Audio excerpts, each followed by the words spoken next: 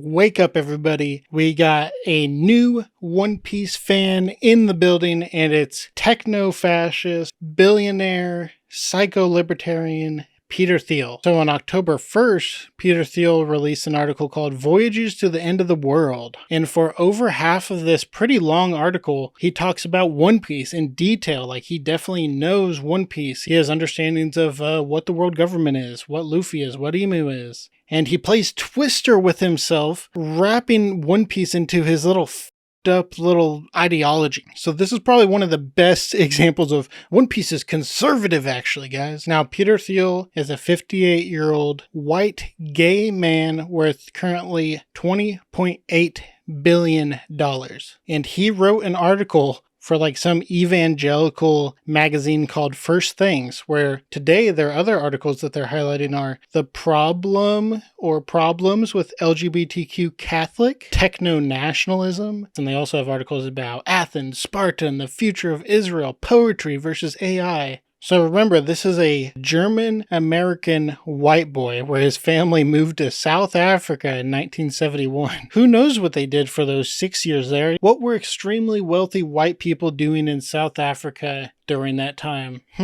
Well, his father did work for various mining companies. I wonder if that played into anything with them living in South Africa during the time of apartheid. No way, right? And Peter Thiel there in South Africa went to some little weirdo school for rich kids that was known for glorifying Nazism. I love these Nazi One Piece fans. They're some of the dumbest motherfuckers on the planet, and they just constantly embarrass themselves by posting their, like, idiotic drivel. In the most modern era, Peter Thiel is known for using J.D. Vance as one of his fleshlights. He's the person that propped J.D. Vance up to his current position in life, and he's one of the biggest backers behind the Trump administration, the most peaceful president of our lives, obviously. Again, this is an apolitical One Piece channel, so we're totally staying out of politics. Some people even call this a conservative One Piece channel. If you want to call it that, that's totally fine. So when I was reading this article, I was like, he is definitely an actual One Piece fan. I cannot believe that this literal billionaire who's LARPing as an academic in this weird evangelical journal or magazine or whatever, he just all of a sudden goes from talking about Watchmen to talking about One Piece and the Book of Revelation, but he's completely ignoring the tone and the themes of the show. He's somebody that wants to destroy the government so that he can replace it with a techno-fascist totalitarian, like, corporation overlord situation. This is somebody that, when questioned, he said he doesn't even know if humanity is worth saving. I think you would prefer the human race to endure, right? You're hesitating. Yeah, well, yes? I don't know. I would. This is a long hesitation. This is a long hesitation. There's so many questions implicit in this. Should the human race survive?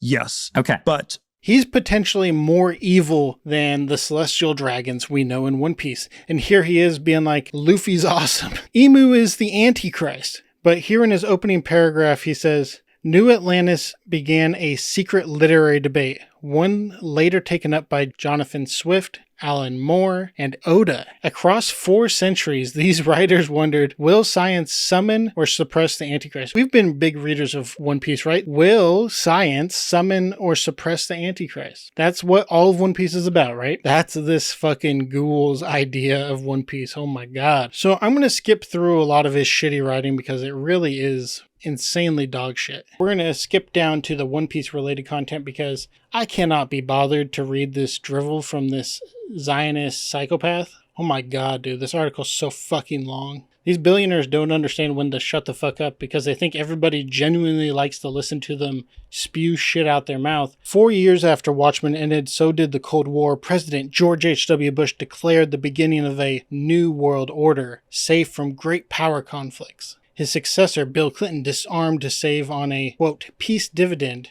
and accelerated globalization with trade deals. In this tranquil time, the swashbuckling Eiichiro Oda began writing One Piece, a manga that 28 years later and more than 1,100 chapters later has entered its final saga. Oh, he's so fucking hard thinking about the final saga being some type of like libertarian apocalypse. He's like, I've dreamed of that since I was a kid. When the demon came and put the dream in my mind, I've been dreaming it every night. Give me more blood, boys. Give me more blood, boys. I've been drinking J.D. Vance's blood every afternoon, and it's not enough. I need more. I need younger ones. What are the odds that Peter Thiel is tied up with Jeffrey Epstein? Oh, wow, look at that. In the third batch of Epstein files that were released just on September 26, Elon Musk, Peter Thiel, and Steve Bannon are all named in the Epstein files. Wow, that's so crazy. I never would have thought. So let's see what this possible pedophile psychopath thinks about One Piece. Here's how he explains One Piece to this weird-ass audience. I imagine him also having these conversations with like other billionaires at like their little like fucked up yacht cocktail parties. And so I'm like, dude, there's just going to be more billionaires reading One Piece and coming up with their dumbass headcanons about it. Oda's readers love not only his action sequences and Tolkien-esque world building, but his esoteric writing. And esoteric means, if you didn't know, esoteric's like a word for people who are, elitist, I would say. It means intended for or likely to be understood by only a small number of people with a specialized knowledge or interest. He's like, me, a billionaire? I know he's talking to me. That little 20-something-year-old Oda, he was like, I gotta write stuff for the billionaires.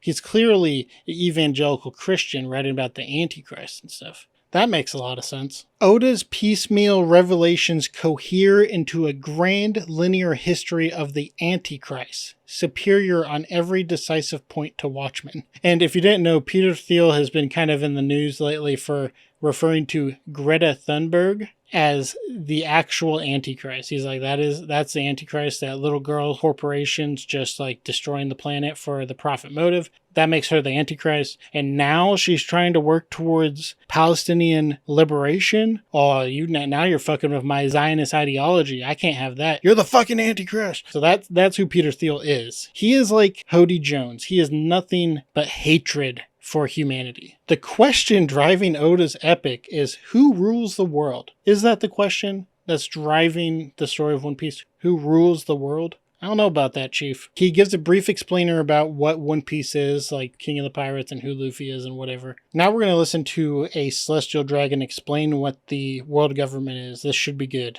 In the meantime, a world government has tyrannized the oceans for 800 years following a mysterious void century, whose study is forbidden. In chapter 233, Oda introduces the oligarchic gerontocracy atop this government. He's calling them old, which is true. The 5 elders who there call themselves saints. 675 chapters later, we learn that these geriatrics worship a secret sovereign named Emu, which he's calling the Antichrist. An anti-government rebel named Ivankov deduces from a book called Genesis that Emu is Nerona Emu. So he's saying like, look, man, they got the book of Genesis literally right there. Not that this book is about the creator of the world, the genesis of this world, who is supposedly Emu. He even references Nerona Emu, a founding member of the world government, one of the 20 kings in the alliance. Talks about how Emu manages its empire with an amphibious military, a secret police, and special forces, God's Knights. Almost offhandedly, we learn in a chapter 11:15 that the world government's original name was the Allied Powers. So this dude is like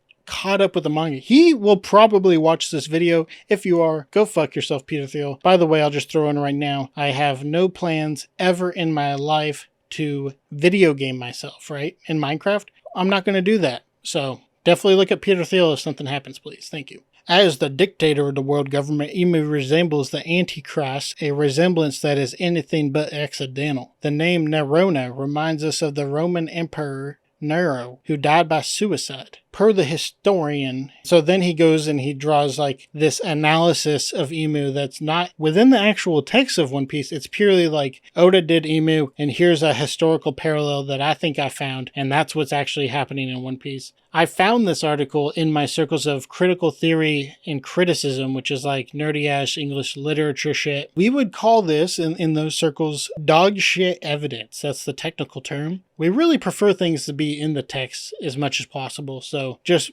pulling out this like obscure Roman racist ass historian. Yikes, to put it mildly. So then he goes into about this stuff of like 666, the number of the beast, Nero's Hebrew name, all this kind of shit. He really makes his case that One Piece is actually a theological story of the book of Revelations, where Jesus, aka Luffy, is going to defeat the Antichrist and destroy the world government and create a better world that has no government at all. That's what Peter Thiel wants. You're an investor in AI. You're deeply invested in Palantir, in military technology, in technologies of surveillance, in technologies of warfare, and so on, right? When you tell me a story about the Antichrist coming to power and using the fear of technological change to sort of impose order on the world, I feel like that Antichrist would maybe be using the tools that you were building, right? Like, wouldn't the Antichrist be like, great, we're not going to have any more technological progress, but I really like what Palantir has done. The entire world has submitted for 50 years to peace and safetyism. This is 1 Thessalonians 5:3. The slogan of the Antichrist is peace and safety. And it's funny too, because a lot of the quotes he used, they don't actually have like real citations. Emu is a black spike with eyes, a mouth, a crown, literally Daniel's little horn, with eyes like eyes of a man and a mouth, like Isaiah's king of Babylon, who, quote, exalts his throne above the stars of God. Emu inhabits a holy land at the world's highest point of elevation. And then he goes on and talks about the pentagram and all this kind of shit. And then he goes, if Emu is Antichrist, Luffy is crass. For hundreds of chapters, Luffy seems nothing more than happy-go-lucky captain of his crew, attracting disciples and dethroning tyrants. Jesus' like disciples, that's who Zoro and Sanji and Nami and them are. The observation that his trademark image, a red striped straw hat, resembles a bloody crown of thorns might seem like a stretch. Oh no, it doesn't. But in One Piece's final saga,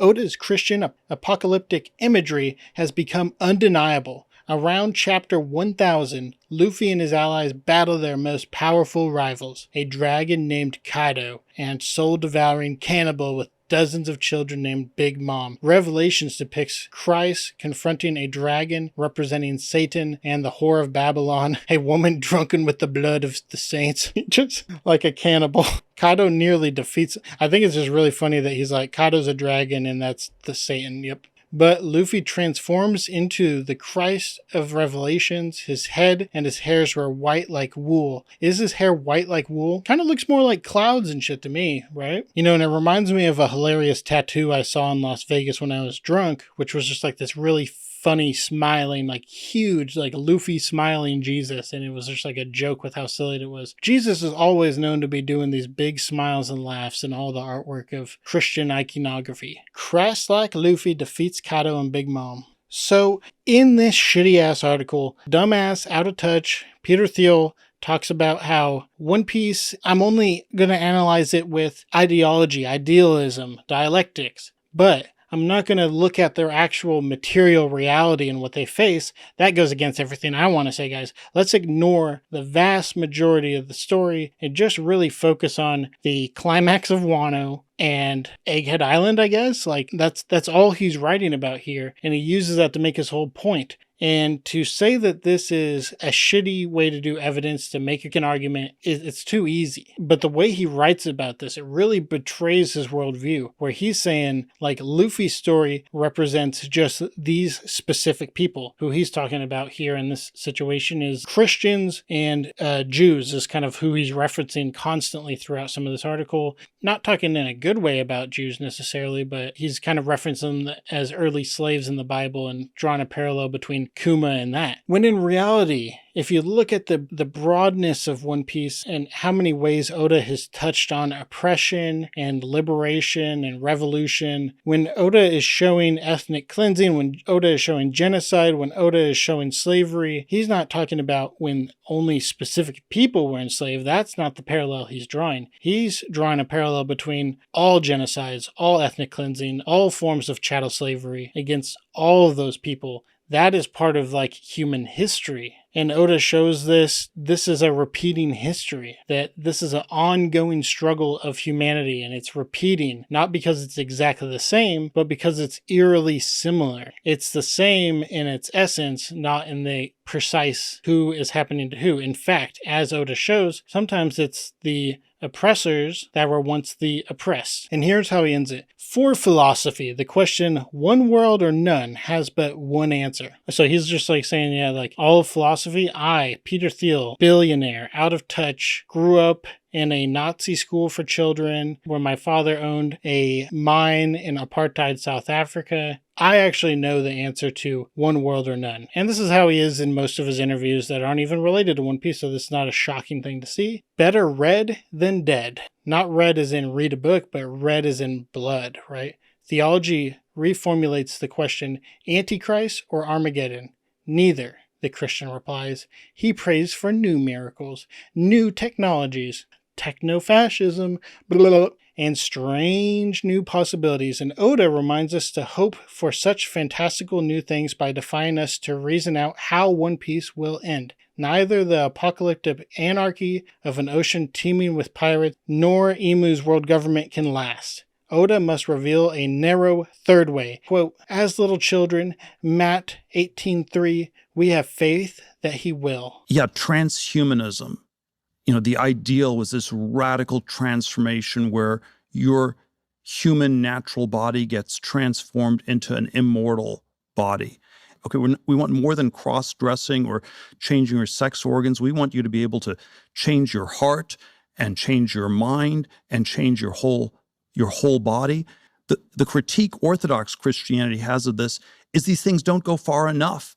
Like that transhumanism is just changing your body, but you also need to transform your soul and you need to transform your whole self. I don't take sponsorships, so I rely on support from the community, which costs $1 a month on Patreon and here on YouTube for memberships. If you are able to support me and wish to do so, I'd greatly appreciate your support. If you use Twitch, follow me there at Big Dad Live, link in the description. I just want to point out real quick too, at the very beginning, literally the first sentence of this shitty article, he's talking about Francis Bacon's dream of abolishing disease, natural disasters, and chance itself. Abolishing chance itself. That's a little weird fascist undercurrent, huh? But Francis Bacon is basically this jokey-ass philosopher that attempted to create the scientific method and failed horribly because his arguments were pathetic. And most notably, his critics, I think, would say his dumbass method to learning stuff is just completely submissive to power. And obviously that's something that a billionaire like Peter Thiel would love. Like Bacon is some sort of secret genius when, in general, he's just like a laughingstock of academia. The R One Piece subreddit discussion forum has 5.2 million followers, more than any other subreddit work of fiction, using Reddit, which has, oh my god, so many botted accounts. And the One Piece subreddit is such a dogshit place to drivel. It's kind of funny on there for One Piece, which is all about freedom and liberation and stuff like that. If you talk about politics at all in the One Piece subreddit, your ass will be banned so fast. And it's literally moderated by a single dude because the other two moderators got in a fight with him at some point or something, and they just quit because this guy was so annoying. So he's the only moderator. He sucks ass and he bans anybody for anything that he doesn't like criticism of AI or politics. But that's not really what this is about. I just find it funny that this billionaire is talking about our One Piece like it's something significant when it's literally irrelevant.